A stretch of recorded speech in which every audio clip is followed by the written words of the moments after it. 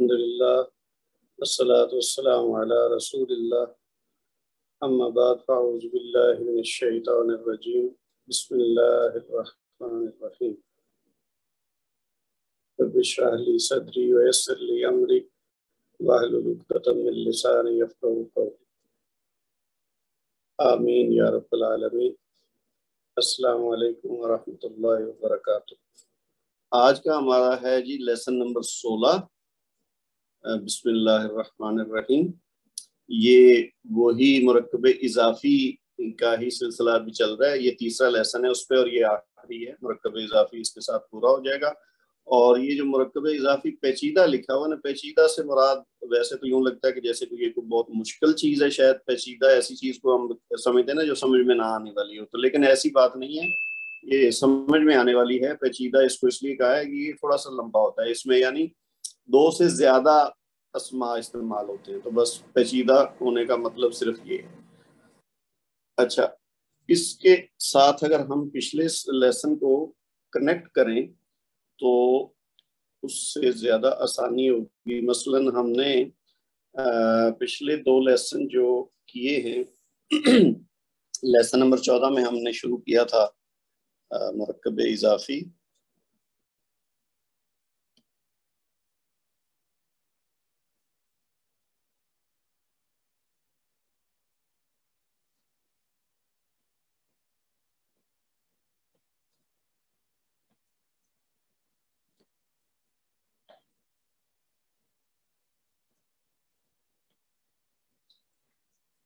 جیسے ہم نے ایک مثال لی تھی لڑکے کی کتاب۔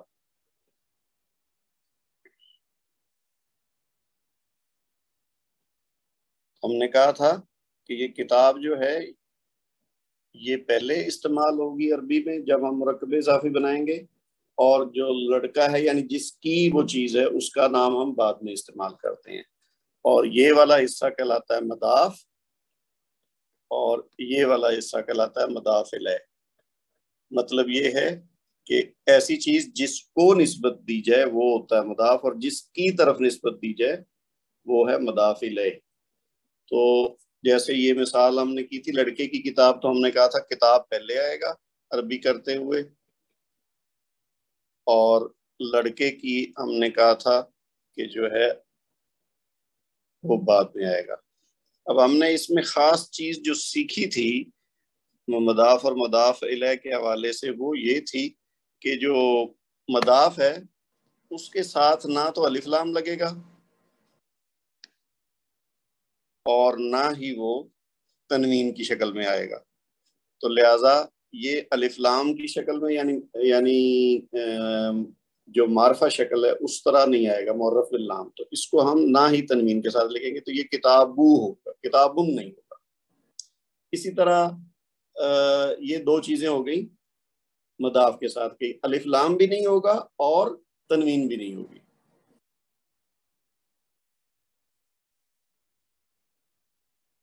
یہ دو چیزیں یعنی مضاف میں نہیں آئیں گی۔ اور جو مضاف الیہ ہے اس حوالے سے ایک ہی خاص بات ہے جو ہم نے ذہن میں رکھنی، کہ یہ مجرور حالت میں ہوگا، یہ یعنی الولدو یا الولدہ نہیں ہوگا بلکہ الولدی ہوگا۔ تو اس طرح سے یہ بنے گا کتاب الولدی، لڑکے کی کتاب۔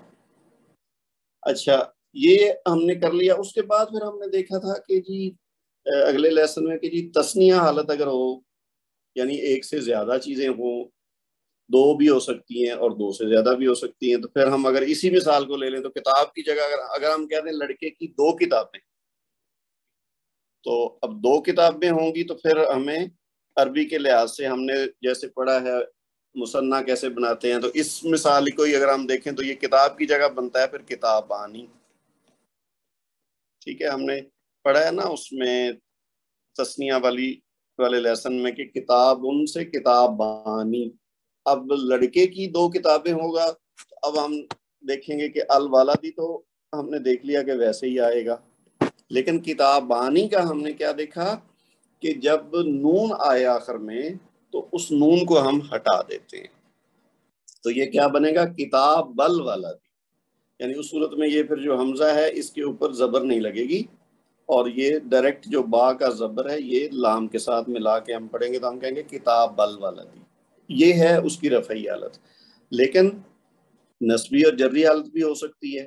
وہ جب ہم جملے بنائیں گے نا تو یہ ساری مختلف شکلیں آئیں گی تو پھر آپ کو زیادہ یہ چیزیں ساری وہاں بار بار ریپیٹ بھی ہوں گی. تو اب کتاب بانی سے ہم جب مثنیٰ بنایا تھا اور اس کی نسبی اور جری حالت ہم نے کیا کی تھی؟ کتاب بینی.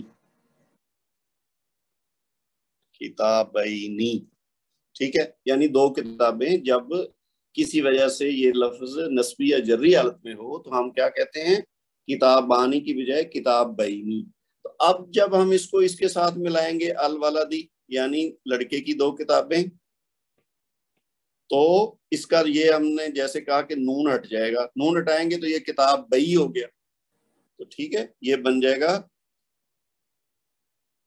میں اس کو اوپر لکھ دیتا ہوں.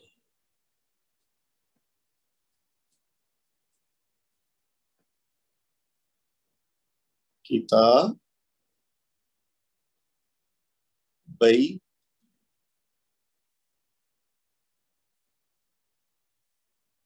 تو ہم نے یہ بھی دیکھا پھر کہ جو یا ساکن ہے اس کو ہم ساتھ ملانے کی خاطر ساتھ زیر لگا دیتے ہیں. ویسے زیر اس کا حصہ نہیں ہے لیکن چونکہ آگے ہم نے ملا کے پڑھنا ہے تو اس صورت میں ہم یہ جو اس کی جزم ہے وہ ہٹا دیں گے اور زیر لگا دیں گے. تو یہ بن جائے گا کتابہ یل والا، یعنی لڑکے کی دو کتابیں. جب نسبی یا جری حالت ہوگی تو اس طرح بن جائے گا. اب اس کے بعد ایک چھوٹی سی شکل اور رہ گئی تھی، وہ کیا تھی کہ اس کی اگر جمع حالت ہو تو پھر ہم نے کیا کرنا ہے؟ اگر میں یہاں جمع حالت لے لوں اس کی تو ہم نے اسی کو اگر یہ تو خیر وہ جمع مکسر والا ہے تو اس میں تو وہ نون عرابی ہوتا نہیں ہے. تو اب ہم نے نون عرابی والی شکل ہمیں چاہیے تو اس کے لیے ہمیں کوئی اور مثال لینی پڑے گی. جیسے ہم نے کہا تھا مسلمون.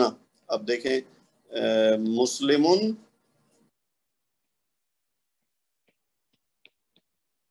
اور اس سے مثنیٰ بنا تھا مسلمانی اور جمع ہے اس کی مسلمون. ٹھیک ہے جی، مسلمون. اب مسلمون میں بھی نون عرابی آ رہا ہے آخر میں. تو اب اگر ہم کہیں مسلمون کوئی بھی اس کے ساتھ مضاف الیہ بنا دے، جیسے ہم نے استعمال کیا تھا مسجد، تو المسجدی. یہ جو مضاف الیہ ہے نا اس کا تو ایک طریقہ پکا ہے نا کہ وہ ہم نے جری حالت میں لکھنا. ہاں البتہ یہ نکرہ بھی ہو سکتا ہے اور معرفہ بھی ہو سکتا ہے. تو کیا ہوا؟ مسلمون نل مسجدی بنانا نارمل حالت میں اگر ہم کہیں تو، لیکن ہم نے کیا کرنا ہے؟ یہ نون کو ہٹانا ہے اس میں سے. تو جب نون کو ہٹائیں گے تو کیا ہوگا؟ مسلمو المسجدی. تو مسلم المسجدی ہم پڑھیں گے اس کو ملا کے. ٹھیک ہے، لیکن ایک ایشو یہ ہے کہ اس کی جب نسبی اور جری حالت ہوگی تو پھر مسلمونہ نہیں ہوتا، وہ ہوتا ہے مسلمینہ. اب ہم اگر اس کو مسلموں کو ہٹا دیں تو یہاں لگائیں ہم مسلمینہ. مسلمینہ تو اب مسلمین المسجدی بنا، لیکن ہم نے نون ہٹانا ہے اس کا. تو نون جب ہٹائیں گے تو کیا بنے گا؟ اب ہم اس کو نون کو اریز کر دیں گے ساتھ سے اتنا حصہ تو یہ بنا مسلمی. ٹھیک ہے، کیونکہ آخر میں سے نون ہٹا دیا تو پیچھے رہ گیا میم اور یا، تو مسلمی. تو اب ہم نے یا کو زیر لگائی کیونکہ اس کے ساتھ اس کو آگے ملانا ہے، چونکہ تو ملانے کے لیے ساتھ زیر لگنی چاہیے. تو ہم کیا کریں گے؟ مسلمی المسجدی. تو یہ ہے نسبی اور جری حالت. تو یہ ہم نے دو تین چیزیں مرکب اضافی کے حوالے سے پچھلے دو لیسن میں پڑھی تھیں جن کو میں نے ابھی یہاں ریوائز کر دیا. اب جو آج کا ہمارا اگلا لیسن ہے وہ بھی مرکب اضافی ہے. جیسے آپ نے دیکھا اس میں لکھا ہوا ہے مرکب اضافی پیچیدہ. تو اب پیچیدہ کا مطلب یہ ہے کہ وہ اس کی تھوڑی سی کمپلیکیٹڈ شکل یوں ہے کہ وہ تھوڑا سا لمبا ہوگا. مثلا اگر ہم اسی مثال کو لے لیں پہلے والی کو کہ کتاب الولدی، اچھا اب کتاب الولدی تو ہے لڑکے کی کتاب، لیکن اگر میں کہہ دوں کہ جی لڑکے کی کتاب کا صفحہ مثال کے طور پر، اب ہم ایسے کہتے ہیں نا کہ لڑکے کی کتاب کی قیمت، ٹھیک ہے، یا لڑکے کی کتاب کی جلد، یا لڑکے کی کتاب کا صفحہ.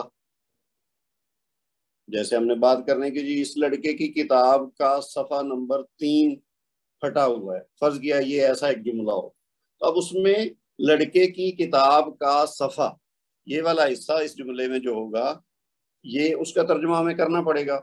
تو لڑکے کی کتاب کا تو ہم نے سمجھ لیا کہ کتاب الولدی، لیکن اگر لڑکے کی کتاب کا صفحہ ہو تو اب یہ کتاب کا صفحہ جو اتنا حصہ ہے کتاب کا صفحہ یہ اپنی جگہ پہ ایک مرکب اضافی ہے، اور لڑکے کی کتاب جو ہے یہ اپنی جگہ پہ ایک مرکب اضافی ہے. ٹھیک ہے نا، ابھی تک ہم نے جو سیکھا ہے اس کے مطابق یہی ہے نا، لڑکے کی کتاب اور کتاب کا صفحہ یہ دونوں علیحدہ علیحدہ اگر دیکھیں تو ہماری سمجھ میں آئے گا کہ یہ مرکب، جیسے اب لڑکے کی کتاب کا تو ہم نے کر دیا کتاب الولدی، اور کتاب کا صفحہ اگر کرنا ہو تو ہم کہیں گے صفحہ تل کتابی. ٹھیک ہے، کتاب کا صفحہ اسی وقت رول کو فالو کرتے ہوئے، یعنی صفحاتن نہیں کہیں گے اور الصفحاتو بھی نہیں کہیں گے، نہ الف لام لگائیں گے نہ تنوین لگائیں گے، تو یہ بنے گا صفحاتو. اب جب صفحاتو بن گیا مضاف تو مضاف الیہ جو ہے وہ کیا ہوگا جری حالت میں، تو الکتابی ہو جائے گا.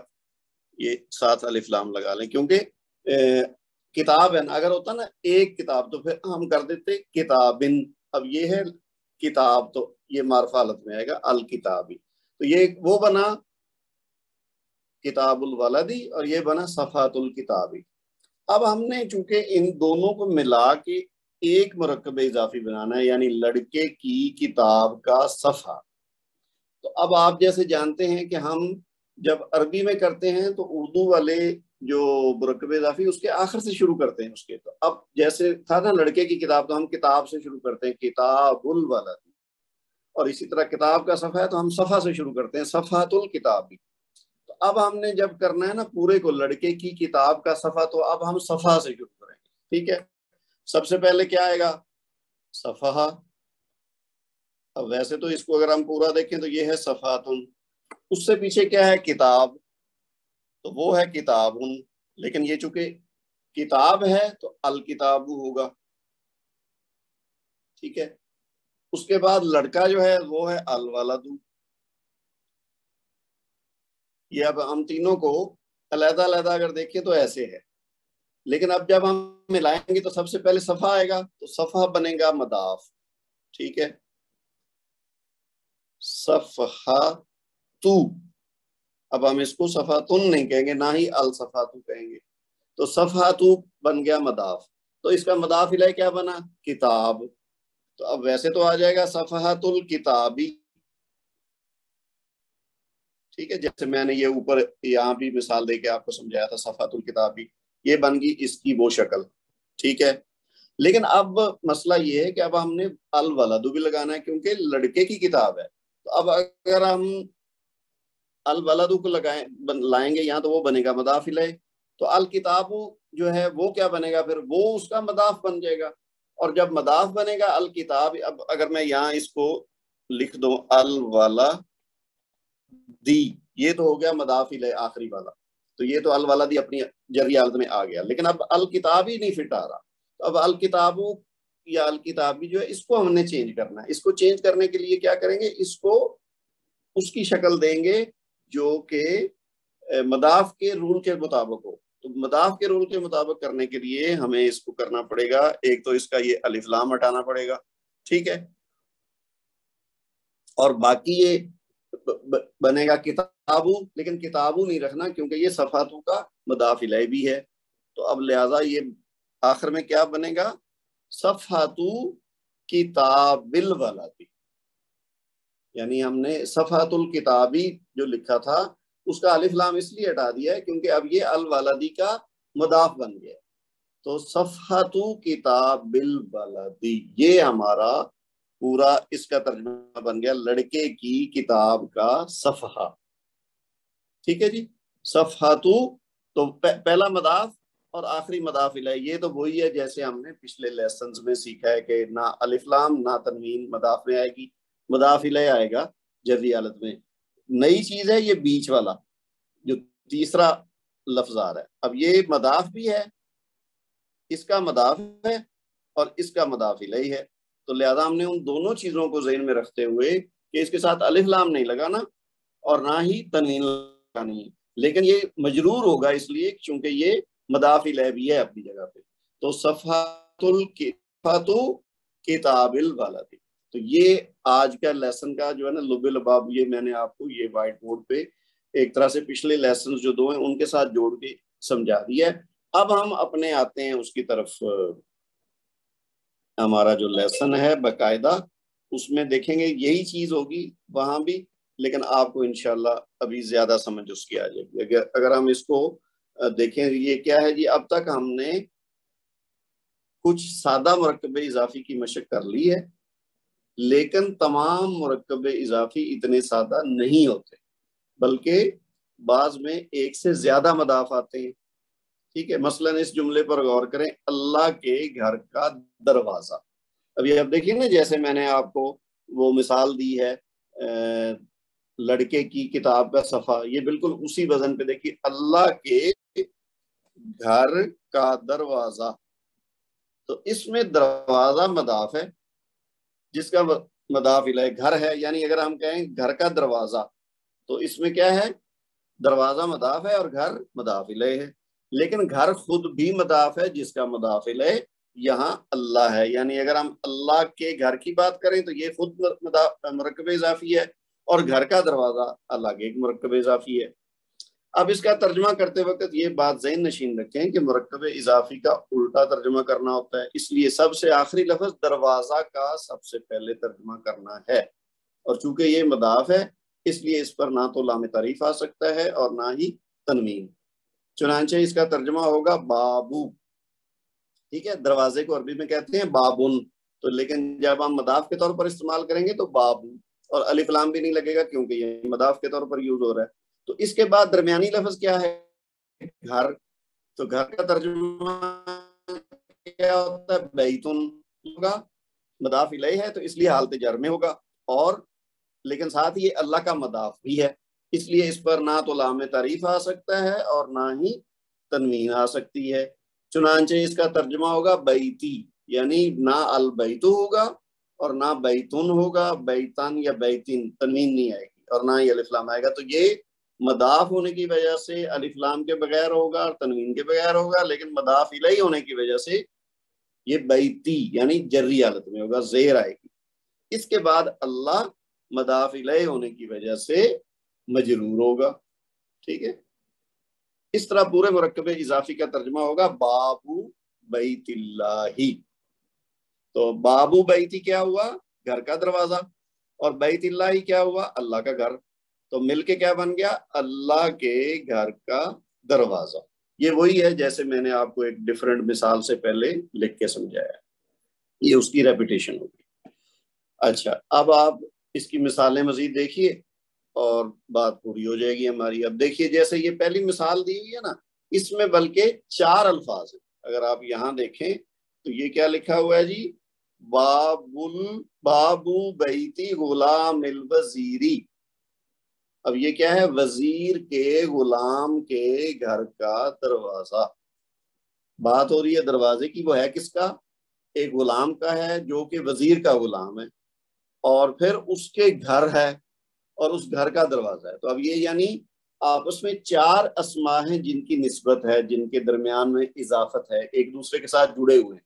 تو ہم اردو میں جس طرح کہہ رہے ہیں نا کا کے کی وغیرہ لگا کے, تو اس کا ہم نے پھر وہ اپنے جو اعراب جو ہم نے رول طریقے سیکھے ہیں عربی میں مضاف اور مضاف الیہ بنانے کے, اس کے مطابق کا کے کی کا مطلب اس میں پیدا ہو جائے گا. کیا ہوا, وزیر کے غلام کے گھر کا دروازہ. اب ہم اگر فرض کیا کہیں وزیر کا غلام, تو وزیر کا غلام اگر ہے تو اس کا کیا مطلب ہے, غلام الوزیر. اگر علیحدہ ہوتا تو غلام الوزیر ہوتا, لیکن وزیر کے غلام کا گھر ہے تو اب بیت کے سب کی وجہ سے غلام ہی ہو گیا، اس کے ساتھ میم کے نیچے زیر لگ گئی ہے کیونکہ یہ بیت کا مضاف الیہ ہے۔ اب بیت خود بھی مضاف الیہ ہے باب کا، تو لہذا یہ بھی جری حالت میں ہے۔ یہ چونکہ تینوں کسی نہ کسی کے مضاف الیہ بن رہے ہیں تو لہذا یہ تینوں جری حالت میں ہیں۔ صرف باب ایسا لفظ ہے جو کہ مضاف الیہ نہیں ہے، یہ صرف مضاف ہے، تو اس لیے یہ تو ہوا بابو، یعنی بابن کی بجائے بابو۔ اور بیتی مضاف تو ہے غلام کا لیکن ساتھ مضاف الیہ ہے باب کا، تو اس لیے یہ بیتی ہوا۔ اسی طرح جو غلام ہے وہ مضاف بھی ہے مضاف الیہ بھی ہے، تو لہذا یہ مضاف الیہ ہونے کی وجہ سے زیر اس کے ساتھ ہے۔ اسی طرح الوزیری جو ہے یہ بھی مضاف الیہ ہے، یہ خالی مضاف الیہ ہے، یہ مضاف نہیں ہے، تو لہذا اس کے ساتھ الف لام لگ سکتا ہے اور یہ آئے گا مجرور، تو یہ ہوا بابو بیتی غلام الوزیری۔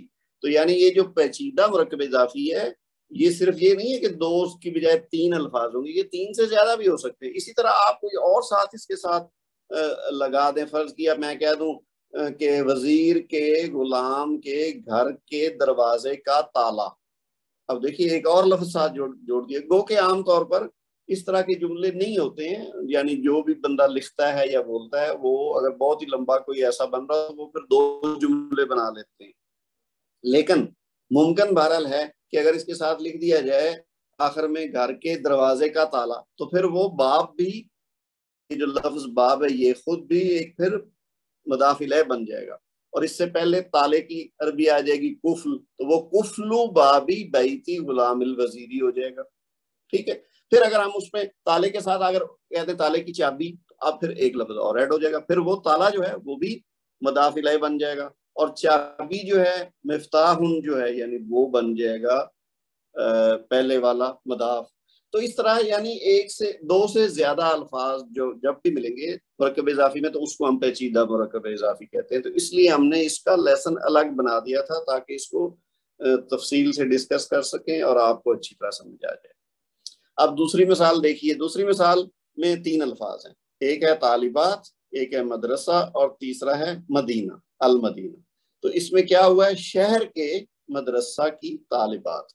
اچھا یہ المدینہ جو ہے نا، یہ شاید میں نے پہلے بھی کسی جگہ پہ ذکر کیا ہوگا، المدینہ سے مراد مدینہ منورہ جو شہر ہے وہ نہیں ہے، وہ جب ہم المدینہ تو المنورہ تو کہیں گے تو تب ہے، عام طور پر ہمارے ہاں چونکہ برصغیر پاک و ہند میں مدینہ سے مراد وہ شہر مدینہ لیا جاتا ہے، تو ہم لہٰذا جو ہی دیکھتے ہیں نا لفظ مدینہ تو ہم سمجھتے ہیں کہ یہ اس مدینہ شہر کی بات ہو رہی ہے، تو ایسی بات نہیں ہے، مدینہ کا مطلب ہوتا ہے شہر، اور المدینہ جب ہوگا تو وہ ہوگا خاص شہر، لیکن خاص شہر بھی کوئی اور بھی ہو سکتا ہے، تو جو ہمارا جانا پہچانا جو شہر نبوی ہے نا صلی اللہ علیہ وسلم،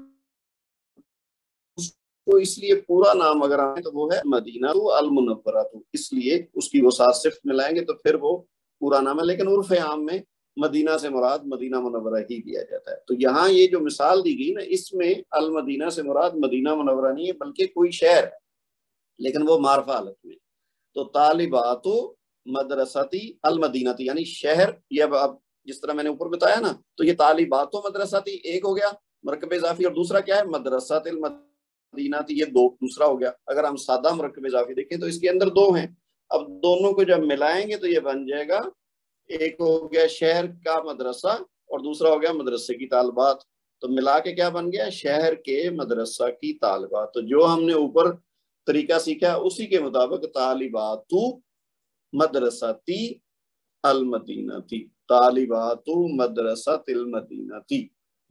اچھا اگلی مثال دیکھیے، طعام خدامی المساجدی، تو اس میں بھی وہی ہے مسجدوں کے خادم اور خادموں کا کھانا، تو دو مرکب اضافی ہیں سادہ، اور ان کو جب ملایا ہے تو ایک پیچیدہ مرکب اضافی بن گیا، یعنی مسجدوں کے خادموں کا کھانا، تو کھانا ہو گیا طعام، اور خادم جو ہے جمع، اس کی جمع ہوتی ہے خدام، اور مسجد کی جمع ہوتی ہے مساجد، تو یہ بن گیا طعام خدام المساجدی۔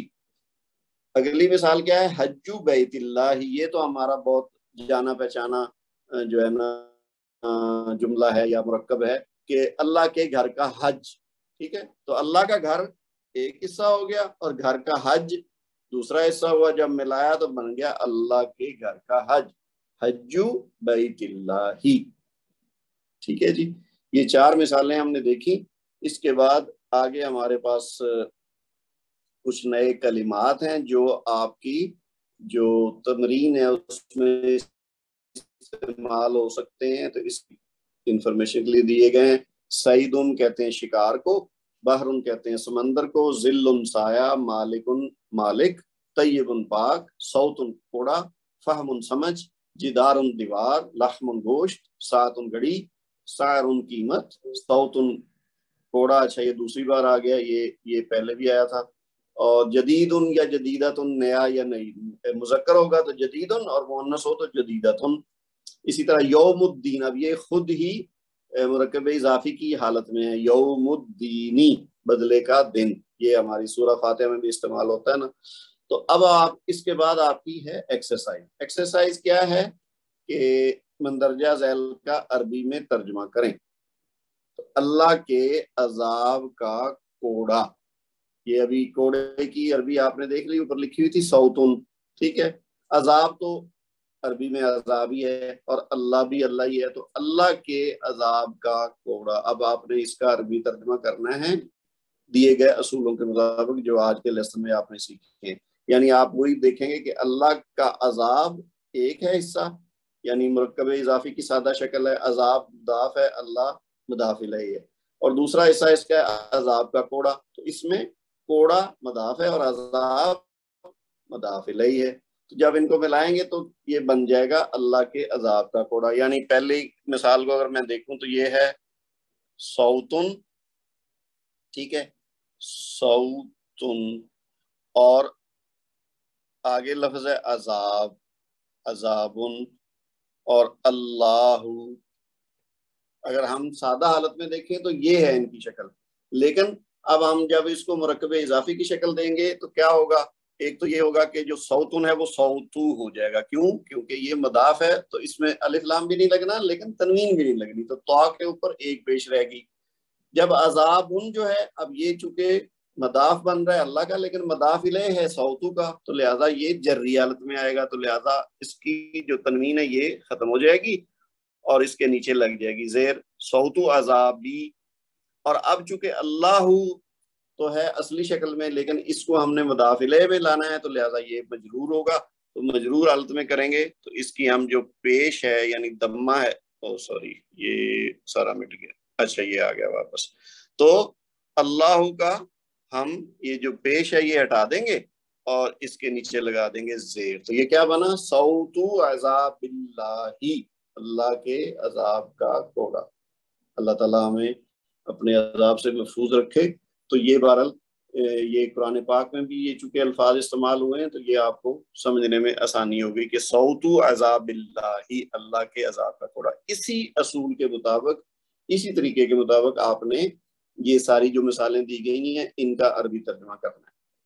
کوئی مشکل نہیں ہے. جو عربی کے لفظ ہیں وہ اوپر ویسے دیے ہوئے ہیں تو اس میں کوئی مشکل نہیں ہوگی. بس آپ نے یہ اصول مد نظر رکھنے ہیں تو تھوڑا سا غور کریں گے تو آپ کو انشاءاللہ کوئی مشکل نہیں ہوگی.